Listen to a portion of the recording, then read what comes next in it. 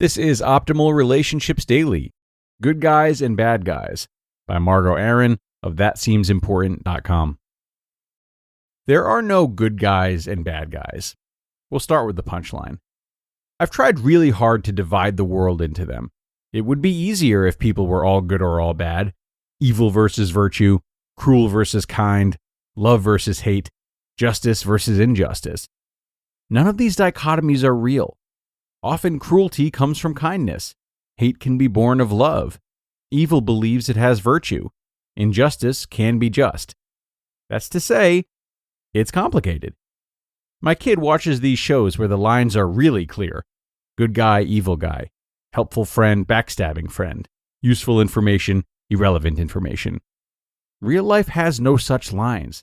We're all a confusing mess of both and all. I searched for a long time for a villain in my story, even made a few up. But the sad truth is that there are no bad people, only bad behaviors. We cannot judge a person. We can only judge their actions. And in those actions, I found many villains who are also heroes. It depends on how you tell the story, whose perspective you take. I saw a meme recently about how we're obsessed with bad guys and evil because it's a mirror to us of what we are capable of if pressed. I wrote something similar about Tommy Shelby from Peaky Blinders. My take was that we all want to believe we can be saved. But I think this other take might be onto something.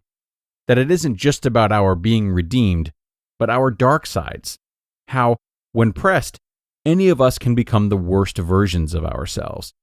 We like to believe that who we are is baked in, that you sort of cement into your personality at some point. Ben is always angry, Maria is always talkative, Grace is always outgoing, Yuri is always sullen, Levi never listens. Psychology has long held that personality is fixed. There are a bunch of folks on Team DNA that claim nature trumps nurture. But it doesn't, because that dichotomy itself is a false construct. There is no nature without nurture. The two are connected. You don't have DNA without epigenetics. You don't know which genes to turn on or off. It's a moot point, this whole nature versus nurture. There is no binary. It's both and. None of us is all one thing. I have many times been the bad guy. Not on purpose. Sometimes on purpose. I have many times been the good guy. Not on purpose. Sometimes on purpose. I am only, always, ever human. And to be human is to have good and bad, simple and complicated, hate and love, which, by the way, are not opposite. The opposite of love is indifference. The opposite of hate is kindness. I wish the world was broken up into good guys and bad guys. It would make things a lot easier, a lot more certain. That desire for certainty worries me. We divide the world into good guys and bad guys when we feel uncertain, when we need the world to make sense, when we have no footing, no ground. We need an enemy and we need a hero to make ourselves feel safe. The reason Fox and CNN can control the minds of so many is that they propagate this narrative structure. It's a cheap trick, old as time, us versus them. Republicans are good, Democrats are evil. Democrats are good, Republicans are evil. They're bad, we're good. There's no middle ground, no gray, black and white, simple. It's not simple. It's lazy. I've watched many smart people lose their minds to this craving for certainty, willing to lie to themselves and others about what is true so that they can maintain their worldview, which is always the same one. I'm a good person. It's not my fault. Having someone to blame for how things are, what you feel, or why it happened is lazy. Blame is cheap and self-deception is cowardly. Honesty, accountability, and introspection are hard. They take courage. When we cling to a bifurcated model of the world, it's dishonest. No one is all good or all bad. No side is all right or all wrong. Blind adherence to a team isn't loyalty, it's lazy. And we've seen it before. In Letters to a German Friend, Albert Camus, who is French, called the Germans helots of the intelligence, which is my new favorite sick burn. Second to this one. Quote, "The heart is not all you betray. The intellect takes its revenge. You have not paid the price it asks, not made the heavy contribution intellect must pay to lucidity.